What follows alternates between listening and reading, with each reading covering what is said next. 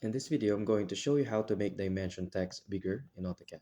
As you can see in my screen here, we're just first going to type on the command the word dim for the shortcut of dimension.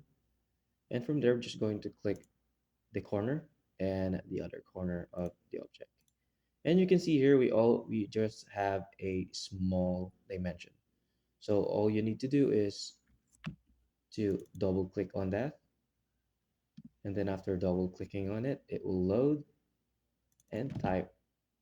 You can see here the annotative.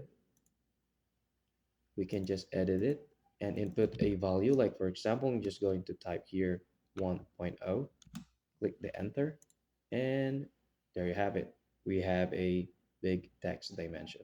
That's about it. That's how to make dimension text bigger in AutoCAD. If you have any questions, please let me know down in the comments below, and I'll do my best to help you out.